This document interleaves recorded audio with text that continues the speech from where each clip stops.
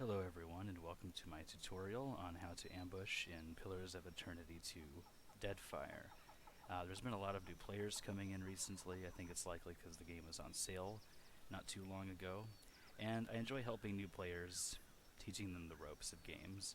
And Deadfire is one of my all-time favorites that's come out in the 21st century. I've put a number of hours into this game. I won't say specifically. But the purpose of this video is to show you one cool trick the Leaden Key doesn't want you to know about. What is ambushing exactly? Well, simply, we have our party in stealth. Enemies have this conal ability here. Not a cone, a circle. I was thinking of barbarians and shouts. But anyways, as long as we don't get within that circle there, we should be okay. By using ambush tactics, you can get a decent idea of what kinds of enemies you'll be facing.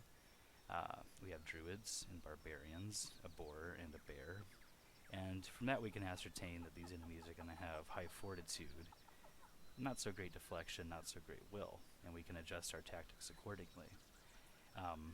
And another nice thing is that you catch an enemy unaware, and if you're a rogue, you can deal more damage. If you are a beguiler cipher, you can restore some focus by casting a deception spell. There's different ways you can manipulate your party's formation. If you want to do something elaborate, you could say have a single class assassin waiting over here to take out that druid quickly and then shadow step away. Stuff like that, you know? But for the purpose of this video, we'll go with something simpler. Before we get started, I also want to show you a really good reason for using ambush tactics beyond getting the jump on the enemy. Something you've probably noticed in Deadfire is that you cannot cast most, I think 99%. There's a few exceptions, I think. But you cannot cast most buff spells out of combat. However, by using ambush tactics, we'll be able to not only cast buffs before combat sort of begins, before we really get into it, right? Really get into the fray. Pardon me.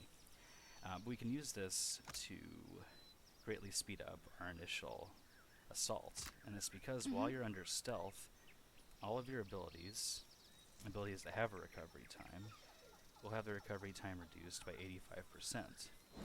As you can see here, Shodi has Dire Blessing, 4.8 recovery by default, while in stealth, 0.6 second recovery. And that's a significant difference because that means we can capitalize on that and say we could chain it with Holy Meditation or Light of the Dawnstar or something like that. Full disclosure, I am using a number of mods in this game. I've got the community patch, balance tweaks mods, a mod that adjusts the way priest auto spells work, lots of different things. But for the purpose of this demonstration, the tactics will apply nonetheless. So, let's get things started. Our general approach here is that we're going to use a tanky character, in this case a dare. I've got him modded to be an unbroken trickster. And we're going to lure enemies into a nice tight ball. Afterwards, we're going to have a dare released from stealth, cast a defensive spell, and then while the enemies are attacking him, we will have Shodi cast Dire Blessing and maybe another buff or two. And then we'll also use personal buffs. Like I have Edwin modded to be a Beguiler Blood Mage. I'll have her cast Fleet Feet. And then I'll have my main character, who is an Ascendant Shattered Pillar. He'll start off with Dance of Death to gain maybe 2 more wounds before he starts attacking. So that'll be useful too.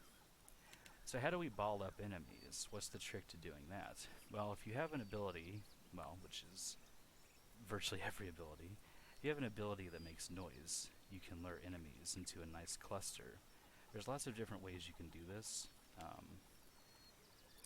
So like Shodi could cast Sunbeam, for example, that has a 15-meter range, which is really nice. We could have a dare toss a stun grenade, stun bombs. Stun bombs are really good. I don't really find much of a use for them. Their duration isn't that hot. Explosives in this game really aren't very good, so feel free to use them for this purpose. You can use spark crackers. I would recommend saving spark crackers for luring non-hostile NPCs, because other types of lures don't work on them. What's very important about this is that you want to make sure the ability does not have a pulsing effect. Plague of insects, cinder bombs, I don't know, wall of flame or something like that. You don't want to lure enemies with a pulsing effect. You want it to just do a straight up noise. Just make a straight up noise to lure enemies over here. Okay, so what we're going to do, get Adair into ultra defensive mode, raises engagement. Of course. Gonna try to go right on the edge here, and then I'll just have him use a stun bomb. I could have him use Archimere's Dazzling Lights, but it's fine, whatever. Also, let's turn the speed down a little bit to help you see this a bit clearer. So now the enemies are nice and balled up in a good way. Now, combat started. I'm not going to have Adair attack just right away, though. He's going to cast Tactical Barrage, which will increase his intelligence by 5. And then we'll follow that up with defensive spell. Actually, I'll just do it manually to make sure that you can shift-click everything. Have Shodi cast Dire Blessing. I will have Edwin cast Fleet Feet get started, and like I said, with my Transcendent here, we'll use Dance of Death. And let's get this party started, Lars. Constantine, I'm just going to keep him around for right now. I could have him cast Frenzy, I guess, but it's not going to last for too long. So we're going to wait just right about now. So you see there, Dare's got Mirror Images up, increase his defense. Dire Blessing is go. Need to work on Shodi's dexterity there. Unstealth them, get them over here. Edwin, now that she is under the effects of Dire Blessing, gonna have her use Phantom Foes. That should give her a significant boost to her focus, because she's casting a Deception spell out of stealth. Shodi now should have cast this a little bit earlier to take advantage of that recovery bonus, and oh, I need to set his AI to aggressive there. And Constantine needs to there we go. Edwin's casting spells so quickly I can't keep up. It's kind of ridiculous. Something to note about this, by the way, is that you can keep casting defensive abilities and you won't break stealth, so long as you don't hurt the enemy. And because of that, I like to give all of my characters at least 2 points in stealth. I think there's like there's a bonus there. But having 2 points in stealth on all your characters is pretty nice. For Adair, I think I gave him... Oh, I might give him a couple more points. Doesn't really matter that much, though. Fighting here. Not 100% focused quite yet. Edwin, just keep piling on the debuffs. All the afflictions. Shodi, let's use Devotions for the Faithful. One thing to note while you're in stealth, sometimes the AI doesn't know how to pathfind properly.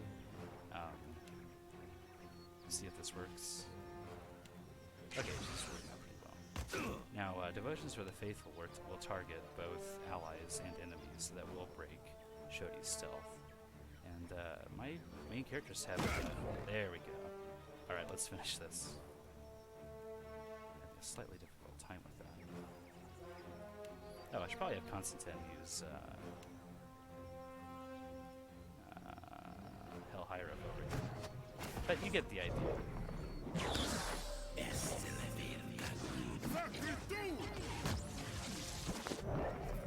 Might as well just have, sure. They're already dead, it doesn't matter.